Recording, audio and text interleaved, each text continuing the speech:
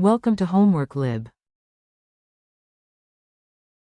Hi, so in this case we have 2 point charges that are positive, Q1, and another one over here, positive, Q2, and we want to know what is the field that they are generated at a certain point P. The distances are D1 and D2, and the values that were provided is Q1 is equal to 1.7 microcoulombs,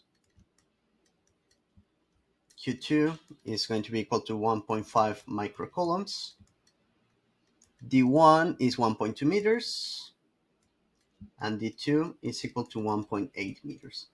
So first thing that we need to do is write down what would be the directions of the electric field at that point due to each of the point charge particles. So remember that when we are probing using a point, it is like we had a positive charge. So if we put a positive charge over here at P, the direction of the field due to Q1 would be towards this direction, so E1, and the direction of the field due to Q2 would be on this direction. So what we can do is calculate E1 and E2 and take the subtraction. So the electric field at P, it is going to be equal to the magnitude of E1 minus the magnitude of E2.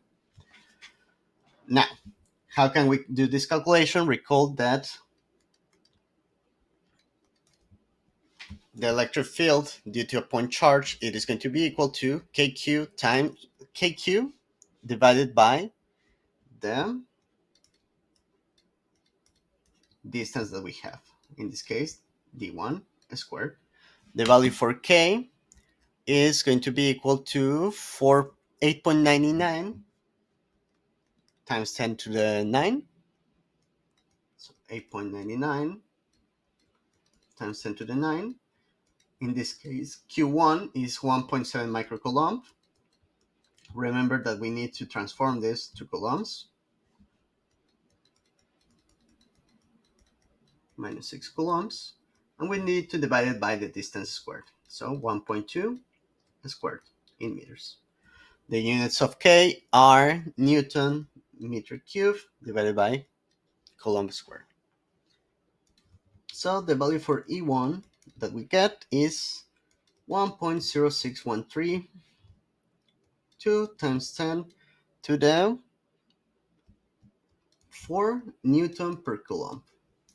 Now we can repeat the calculation with E2. I'm not going to write down all of the values. We simply need to substitute appropriately. And the result is 4.162 times 10 to the 3 newtons per coulomb.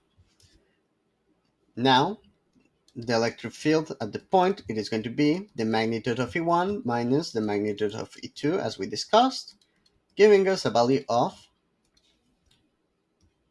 6,451.16 newtons per coulomb, or which is the same, and your answers would be 6.45 times 10 to the 3 newton per coulomb. And now for the second part, we are asked what would be the force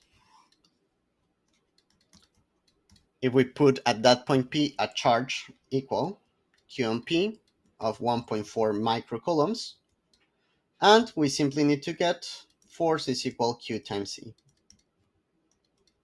And the result is 9.03 times 10 to the minus 3 newtons. And in this case, this is just the size directly. This is the size of the force. But if we want to know the direction, we simply need to look at our diagram, and you're going to realize that the direction is going to be actually negative, right? So the force without taking the magnitude, it would be on the negative direction on the x-axis.